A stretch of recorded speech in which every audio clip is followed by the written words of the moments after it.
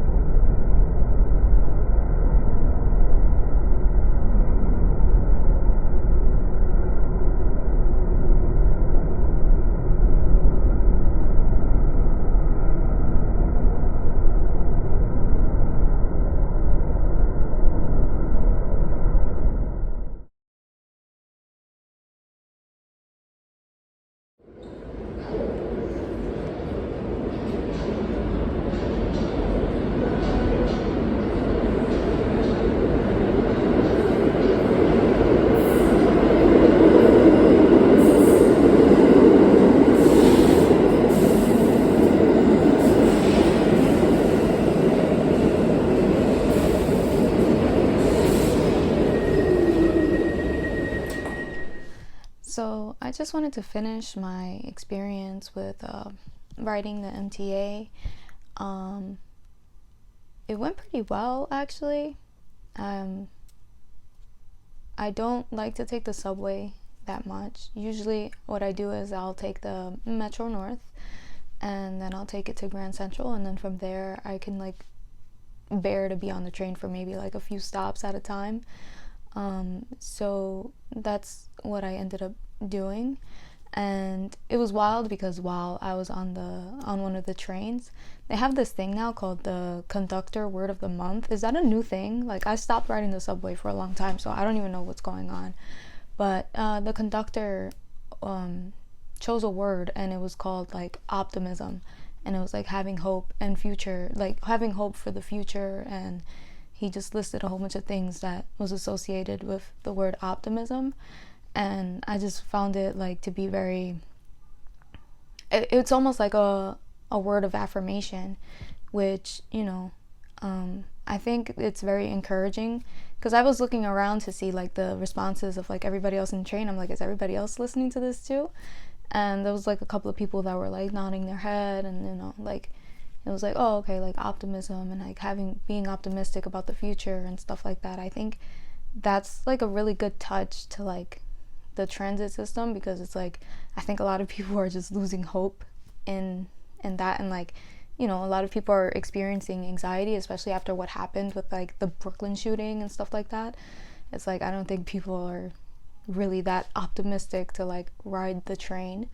So yeah, that was a little bit of my experience taking the subway. I was actually surprised that I didn't get any anxiety or panic attacks, because usually it does tend to happen where like I can't find myself to like relax. And even like riding on the Metro North, sometimes I would go into the bathroom and like kind of like, if anybody that has anxiety knows, the bathroom is probably the best way to like get away from like noise. And like when everything is so overwhelming and so overstimulating, it's like you just kind of lock yourself in the bathroom and you just like wash your hands and you wipe your face, and then like you could kind of like calm yourself down in that way. So I didn't even do that. I was pretty much like calm the whole time. I thought that I was going to be able to like maybe film me like having some sort of like anxiety, but that didn't end up happening, and I'm kind of glad. I don't remember the last time I really took the subway, and when I do take the subway, it's usually maybe like for 2 or 3 stops, because that's the most that I can really handle as a person. Is like I can't really ride the subway for too long. I used to be able to take like a lot more. Like before, I could be like on the train for like an hour and a half, maybe even 2 hours. I would visit like people in Brooklyn all the time, and it wouldn't bother me or anything like that. But I think like during the pandemic and everything else that was happening, for some excuse me, sorry, for some reason, it's like anytime like I got on the train, it's like my hands would start to shake, and like I would get the sweaty palms, and then I would start thinking, that whole like impending doom thing, like thinking that something was gonna happen, not knowing what was gonna happen. And then so I don't know if it's also like that sense of like being in a place and like maybe having anxiety and then something embarrassing happening and not knowing how to like how to handle that situation as well, is like it's really hard. So yeah, I don't know. I'm probably gonna keep trying to like ride the subway just to see if like I can do it. But if I could avoid it, I'll definitely try to avoid it. My favorite mode of transportation right now is like actually taking the ferries and stuff like that. I really like taking the ferries because it's like out in the open. You get like fresh air, especially if it's like the summertime or like it's like hot and like you just get a breeze, and you could just go from the Bronx to Manhattan, and it doesn't feel as like, you don't feel as like trapped like in a tube. And yeah, so, and I think like the worst part I think for me is like being underground and also like wearing a mask is like I already feel like I can't breathe. So it's like when I'm having anxiety, it's like that's one of those things. It's like you feel like you need more oxygen throughout your whole body in order to like calm you down. And it's like when I'm breathing through my mask, like you could see it like go in, and like especially when I'm like having trouble breathing. So like that's like also a factor that like it doesn't appeal to me to like take the train. And it's like I have to wear my mask for safety, obviously. So it's like, but yeah, I hope this made sense. To really make like a interconnecting circle, like for all the boroughs to connect, and like just make it one stop each and make it fast. Like, why don't we have bullet trains? I'm still confused. But yeah, that's my video. So catch you on the next one. Bye.